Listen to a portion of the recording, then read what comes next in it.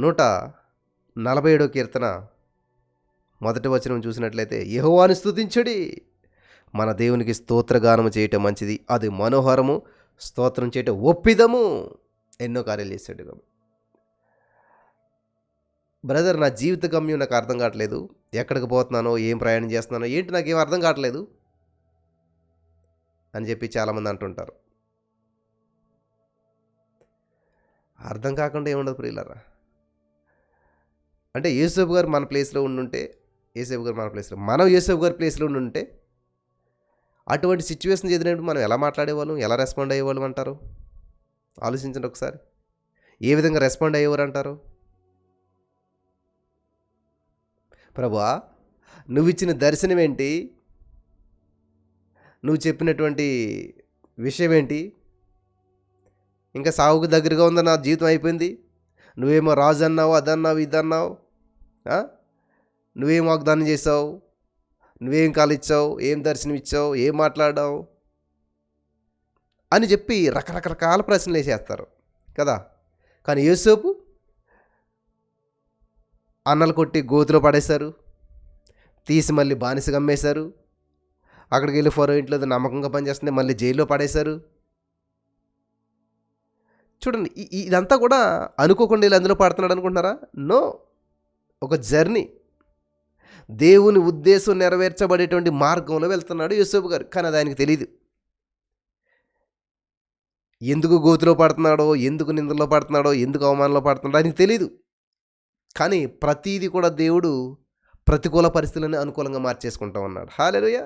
రోమా 8:28 ప్రకారం ఈ మాట చదివే వినిపించాలి, చూపించాలి మీకు బైబిల్లో. దయచేసి బైబిల్ గ్రంథం ఓపెన్ చేసి చూడవలసిందిగా ప్రభు పేరిట మనం చేస్తున్నాను. బైబిల్ గ్రంథం ఓపెన్ చేసి చూసినట్లయితే రోమపత్రిక 8వ అధ్యాయం 28వ వచనంలో, దేవుణ్ణి ప్రేమించే వారికి, చాలు అంతే, ఆ ఒక్క మాట నేను గుర్తు చేయాలనుకుంటున్నాను. ఇది కట్ అయిపోతుంది. ఏంటంటే సమస్తము సమకూడి జరిగిపోతుందంట, అంతే. ఎవరికి? దేవుని ప్రేమించు వారికి, ఆయన సంకల్పం చెప్పిన పిలువబడిన వారికి మాత్రమే. గమనించాలి. సేవ చేయాలని ఉంది, నీకున్నదా లేకపోతే దేవుడు పిలిచాడా? దేవుడు పిలుపునిచ్చాడు అంటే కష్టాలు ఉంటాయి, ఉండక మానవు. కానీ సమస్తము సమకూర్చి ఆ కష్టంలో నుంచే దేవుడు సమకూర్పునిస్తాడు. ఆదికాండం 1:2 వచనంలో చీకటి అంధకారం ఉంది, ఆ చీకటిలో నుంచే దేవుడు వెలుగును కలగజేశాడు. నీ శోధనలో నుంచే, నీకున్న బాధలో నుంచే, నీకున్న దుఃఖంలో నుంచే, దుఃఖాన్ని దేవుడు ఏం చేస్తాడు? నాట్యంగా మారుస్తాడంట. నాట్యం ఎక్కడి నుంచి వచ్చింది? దుఃఖంలో నుంచి వచ్చింది. హల్లెలూయా, దేవునికి స్తోత్రం కలుగును గాక. వెలుగు ఎక్కడి నుంచి వచ్చింది? చీకటిలో నుంచి పుట్టుకొచ్చింది వెలుగు. దేవుడు పలికితే, దేవుడు వెలుగు కలుగని పలకగా అంత చీకటే, కానీ చీకటి నుంచి వెలుగు వచ్చింది, చీకటి పోయింది దెబ్బకి. అలాగే నీ రోజున నీ జీవితం అంతా కూడా దుఃఖము, బాధ, వేదన, సమస్య. వింటున్నారా? ఇది చాలా ప్రాముఖ్యం.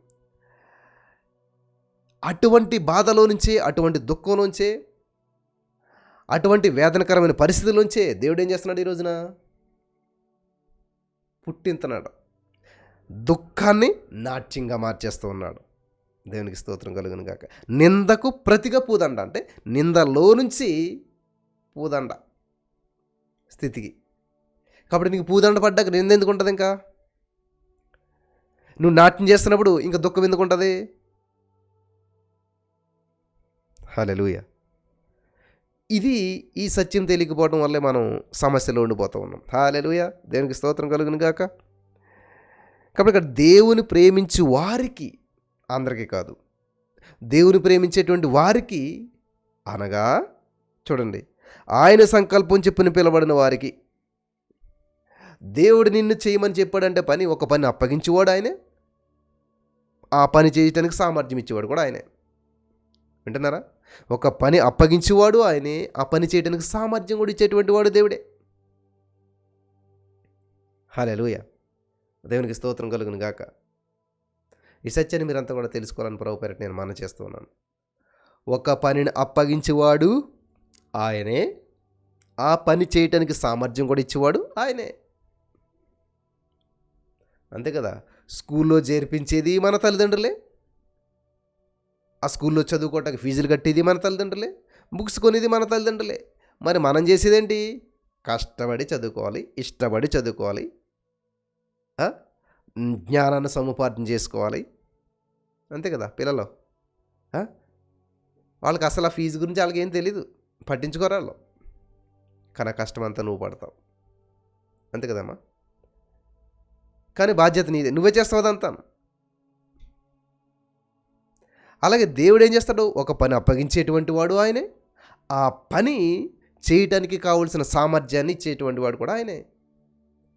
కాబట్టి చాలామంది చాలా భారభరితంగా చేస్తున్నామండి, చాలా భారంతో చేస్తున్నామండి. చాలా భారభరితమైన భారం ఎందుకు అవుతుంది? భారమా దేవుడు? భారం అయితే ఏం చేయాలి చెప్తున్నా?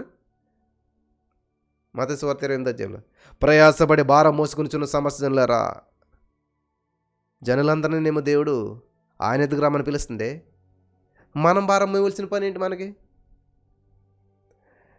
నాకు చాలా ఛాలెంజెస్ ఎదురైనప్పుడు నేను భారంగా ఫీల్ అవునప్పుడు కూడా నాది. ఎందుకంటే దేవుడే చెప్పాడు కదా, ప్రయాసపడి భారం మోసుకున్న సంవత్సరంలో నా అదికి వచ్చేసి మీకు విశ్రాంతిని ఇస్తాను. మనం విశ్రాంతిని అనుభవించడం దేవుని యొక్క ఉద్దేశం. అంతేగాని భారంగాను, అమ్మో ఈ మీటింగ్ పెట్టాలి, ఇంత డబ్బు అవుతుంది, ఎక్కడ చాలా భారంగా ఉంది, మీరు అందరూ సహాయం చేయండి, అట్లా నేను ఎప్పుడు అడుక్కోను. అసలు అడగడం తప్పని నేను అనట్లేదు, కానీ నేనైతే అలాగే ఎప్పుడు అడగలేదు.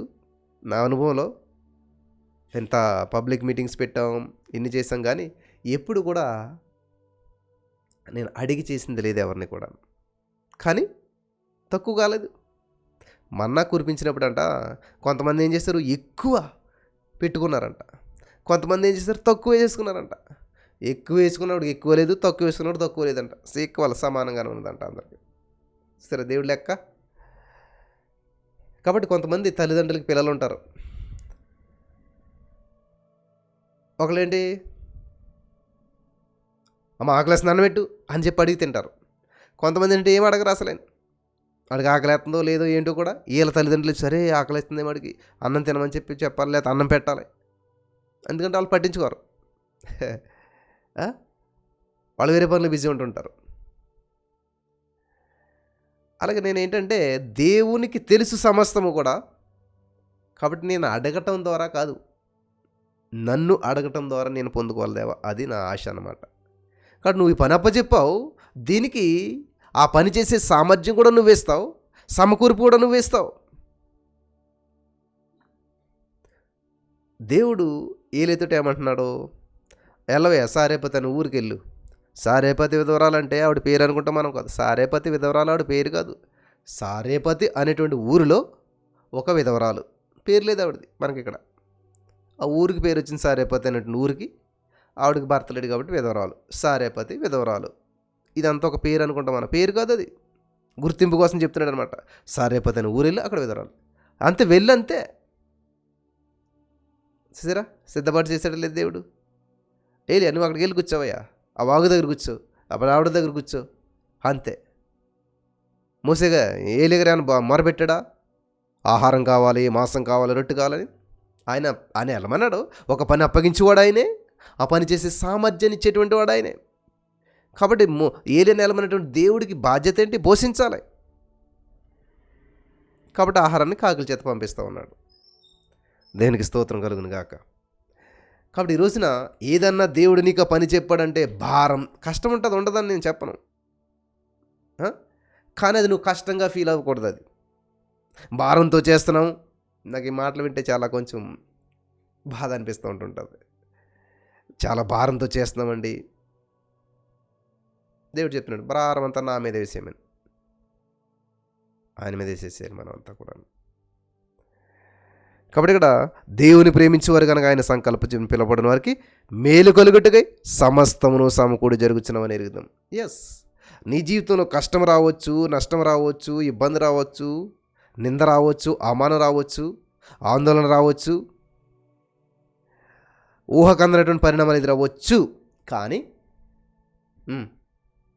ఆ సమస్తము కూడా సమకూడి ఏంటంటే మేలు కలుగుటకే సమస్తం సమకూడి జరుగుతున్నాయంట.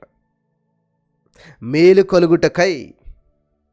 ఫర్ ఎగ్జాంపుల్ యోసేపుని తీసుకుంటారు. అన్నదమ్ములు కొట్టారు, గోతులో పడేశారు, బానిసగా అమ్మేశారు, ఐగుప్తు వెళ్ళిన తర్వాత పోతీఫర్ ఇంట్లో మరి ఆ, నమ్మకంగా ఉన్నాడు, ఆయన జైల్లో పడేశారు.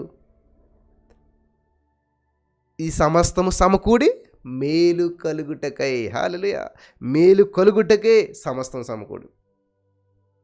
ఇప్పుడు యోసేపు ఎంతో తెలివైనడు అనుకోండి, తండ్రి దగ్గరే ఉన్నాడు, జ్ఞానవంతుడు, బలవంతుడు. అయితే ఐగుప్తు రాజు పిలిచి ఆ మోసే, యోసేపు అనేటువంటి వాడు జ్ఞానం చాలా తెలివైనడు అంట, ఆ ఊర్లో ఉన్నాడు, తీసుకొచ్చి మన దేశానికి రాజుని చేయండిరా, ప్రధానమంత్రిని చేయండి అని అంటాడా?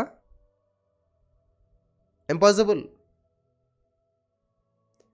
సో ఇక్కడ మనకు చూసినట్టయితే బాధ అనిపిస్తుంది, అరే అనవసరంగా గోతులు కొట్టుపడేసరే. ఈవెన్ యూసుఫ్ కూడా బాధ అనిపిస్తుంది, ఎందుకు ఇలా కొట్టరు మేనరా అని. పోతీఫర్ ఇంట్లో నమ్మకంగా ఉన్నా సరే జైల్లో పడేసారు తీసుకెళ్ళి. బాధ అనిపిస్తుంది, అరే నేను ఎంత నమ్మకంగా ఉన్నా సరే జైల్లో పెట్టారు నన్ను.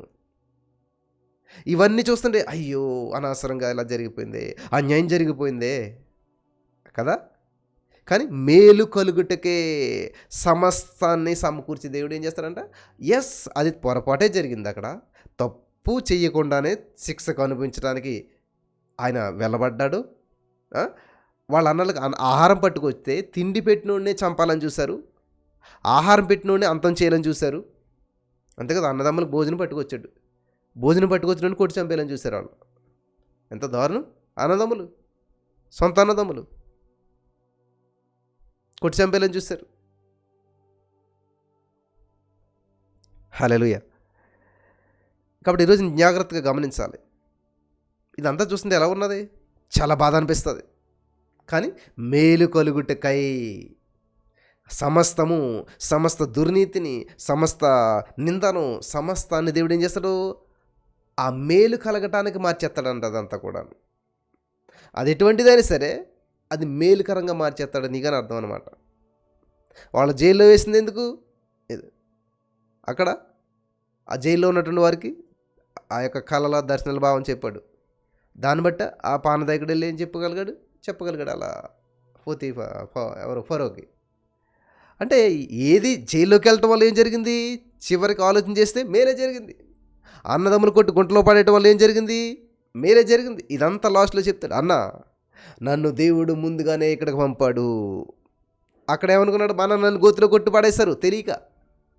కానీ ఫైనల్గా ఏమన్నాడు, ఇది కాదురా బాబు, మీరు నన్ను కొట్టేశారు, నన్ను గోతిలో పడేశారు, నన్ను నమ్మేశారని బాధపడుతున్నారేమో. No no no no no, మీకు అందరికంటే ముందుగా నన్నే దేవుడు ఇక్కడికి పంపించాడు, మీ అందరి పోషణ నిమిత్తమై, మీ అందరికీ సహాయం చేసే నిమిత్తమై. హల్లెలూయా, దేవునికి స్తోత్రం కలుగును గాక. వింటున్నారా?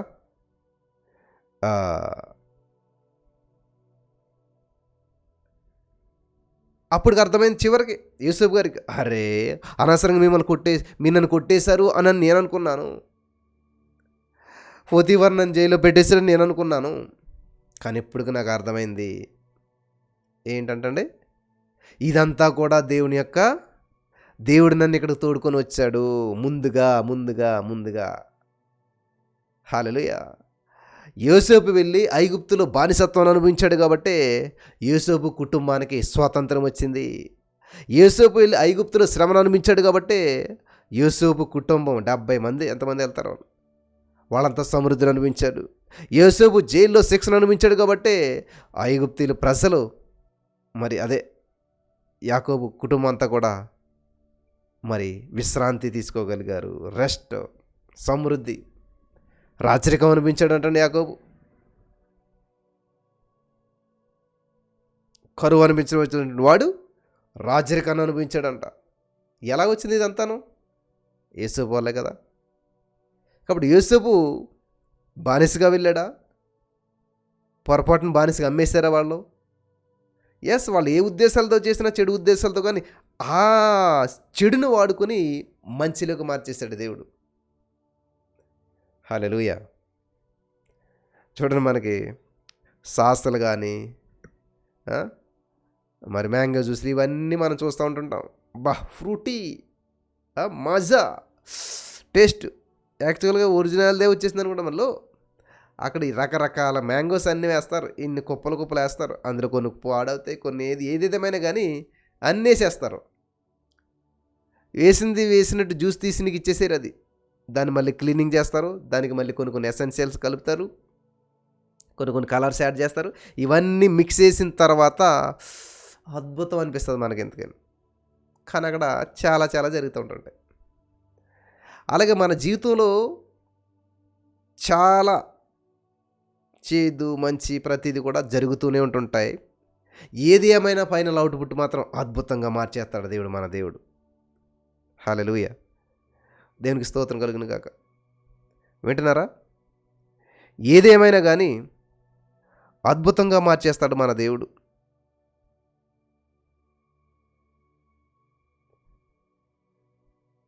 గొప్ప కార్యాలు చేసేట్టున్నోడు మన దేవుడు. సమస్త మహిమ మన యేసుకే చెల్లును గాక.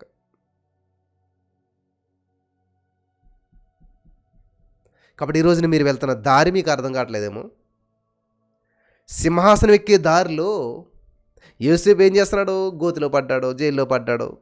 కానీ ప్రయాణం అంతా ఎక్కడికి? సింహాసనం ఎక్కడానికే. డైరెక్ట్‌గా ఇలాగెళ్ళి సింహాసనం ఎక్కాడా? లేదు, లేదు, లేదు, లేదు.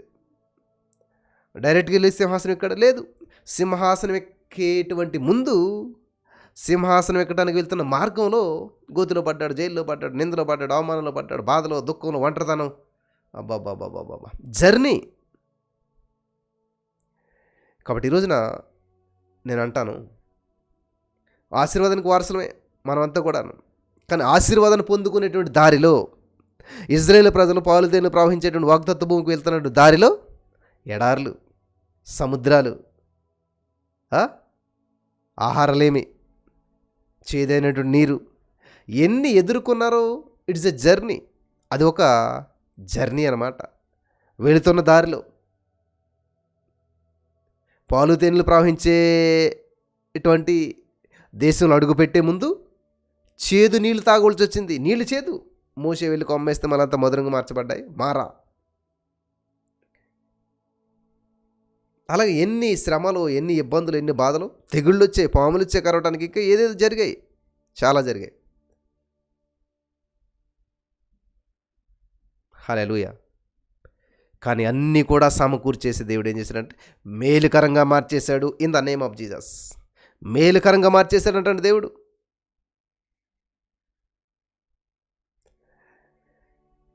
ఈరోజు మీ జీవితం గందరగోళంగా ఉందా? మీ భర్త మిమ్మల్ని పట్టించుకోవట్లేదా? వేరే ప్లేస్లో ఉంటున్నాడా? వేరే స్త్రీతో ఉంటున్నాడా? బ్రదర్, ఎస్, కరెక్టే. మరేం చేయాలి నువ్వు? స్తుతించు. హల్లెలూయా! స్తుతించు. స్తుతించాలి.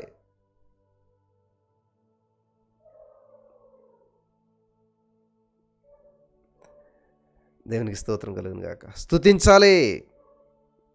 అప్పుడు ఎంతటి ప్రతికూల పరిస్థితిని కూడా సమస్తము సమకూడి మేలుకరంగా చేసేస్తాడండి దేవుడు. మేలు కలుగుటకై సమస్తము సమకూడి జరుగుచున్నవని ఎరుగుదము. కాబట్టి నువ్వు ఉన్న పరిస్థితిని బట్టి చూసావంటే బాధ అనిపిస్తుంది కదా. యేసేపు గోతిలో ఉండి అన్నలారా పైకి తీయండి అని ఏడుస్తూ ఉన్నాడు, బాధపడుతూ ఉన్నాడు. కొన్ని మూవీస్లో చూసినట్లయితే ఆ యేసేపుని గోతిలో పడేసినప్పుడు అక్కడే పాము ఉంటుంది, పక్కనే పాము ఉంటుంది. సైతాన్ గడు ఉంటాడు నీకు ఎప్పుడు పక్కనే, నేను డిసప్పాయింట్మెంట్లోకి నెట్టేయడానికి, డిస్కరేజ్మెంట్ చేయడానికి పక్కనే ఉంటాడు వాడు. చూసారా? అయ్యో నన్ను గోతిలో పడేసరే అని బాధపడుతుండొచ్చు. పోతివారింట్లో మంచి స్థాయి వచ్చింది, బాగున్నది, సడన్గా నింద పడ్డది, జైల్లో పడేసరి. అరే జీవితం ఏదో కొంచెం బాగుంది అనుకున్నాను, నా భర్త మారాడు, మంచిగా చూసుకుంటున్నాడు అనుకున్నాను, నా వ్యాపారం బాగుంది అనుకున్నాను, నా కుటుంబం కట్టబడింది అనుకున్నాను, నా జీవితం మంచి ట్రాక్లో పడింది అనుకున్నాను, సడన్గా మళ్ళీ ఇలాగైపోయింది ఏంటి అంటారు మీరు యేసేపు ప్లేస్లో ఉంటే. అంతే కదా. ఇల్లంతట్లో నమ్మకమైన వాడు, ఇంటి మీద అధికారం వచ్చేసింది, మంచిగా వెళ్ళిపోతుంది యేసేపు గారి జీవితం. బాగుంది. హలో యేసేపు, ఇక్కడ హ్యాపీగా ఉంటామని కాదు నిన్ను పిలిచింది. నీ కళ ఇది కాదు, నీ దర్శనం ఇది కాదు, నీ యొక్క గమ్యం ఇది కాదు, ఇంకా జర్నీ ఉంది. సెటిల్ అయిపోతారు అనుకుంటున్నావు ఇక్కడతోటి. దేవునికి స్తోత్రం. అంత హ్యాపీనే బ్రదర్. పిల్లలకి పెళ్ళిళ్ళు అయిపోయి అన్నీ అయిపోయి ఇంకేం లేదు బ్రదర్. నేను దేవుని స్తుతించుకోవడం తప్ప ఏం లేదు. నో, ఇంకా ఉంది జర్నీ. యేసేపు పోతిఫర్ ఇంట్లో హ్యాపీగా ఉందా? బాధలన్నీ మర్చిపోయావా? చక్కటి జీవితమా? మళ్ళీ దేవుడు ఏం చేస్తారంటండి, చూసారా? కాబట్టి అక్కడ ఏమవుతుంది, ప్రతి కీడు మేలుకరంగా మార్చేస్తున్నాడు దేవుడు. మేలు కలుగుటకై సమస్తము సమకూరుస్తున్నాడు దేవుడు. మేలు కలుగటానికే. సడన్గా చనిపోయాడు బ్రదర్ నా భర్త, ఇందులో ఏం మేలు ఉన్నది అసలని?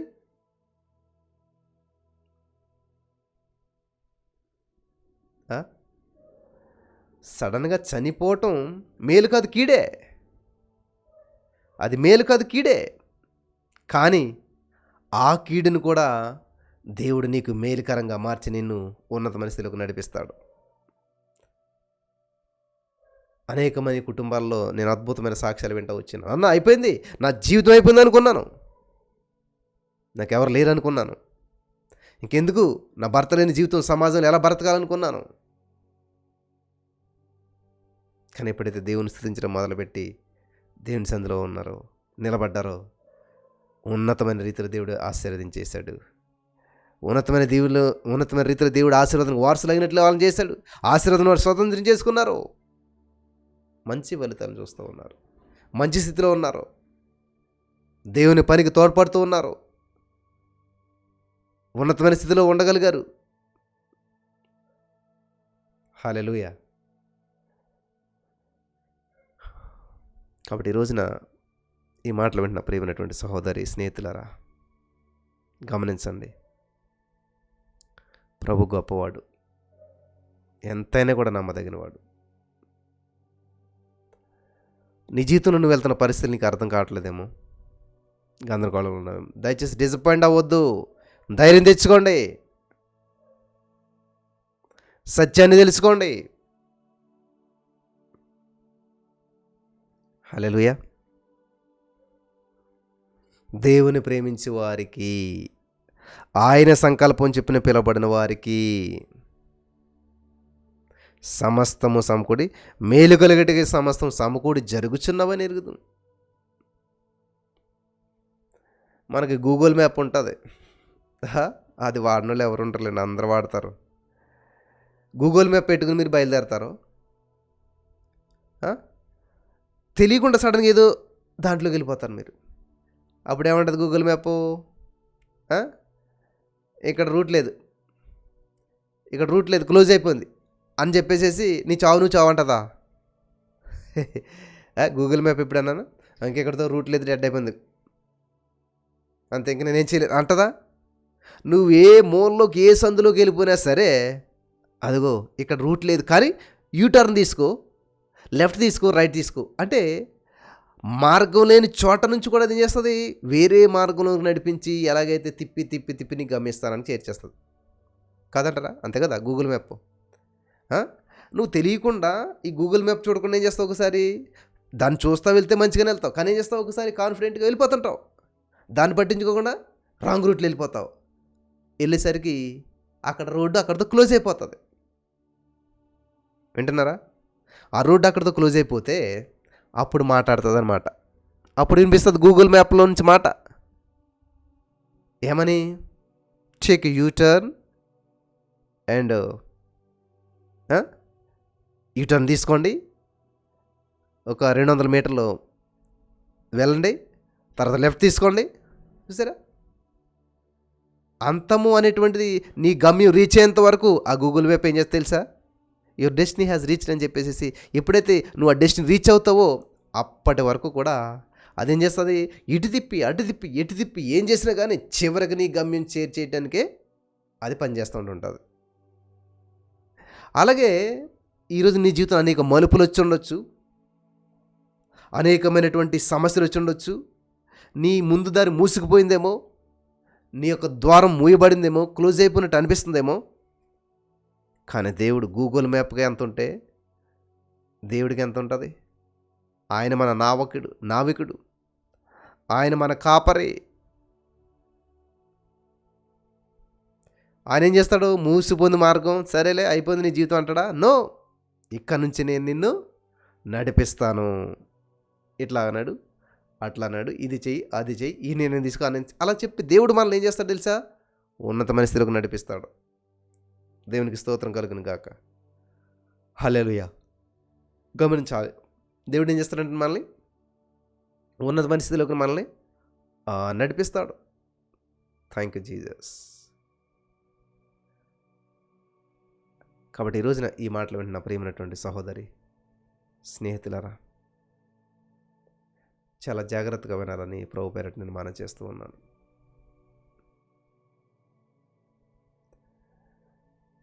కాబట్టి జీవితంలో శ్రమలు, ఇబ్బందులు, బాధలు వచ్చాయా? డిసప్పాయింట్ అవ్వద్దు. దేవుని స్తుతించండి, దేవుని మహింపరచండి. సమస్తము మేలు కలుగుటికే సమస్తం సమకూర్చే దేవుడు మనకున్నాడు. ఈ మాటల ద్వారా దేవుడు మనల్ని బలపరచును గాక. ఆమేన్.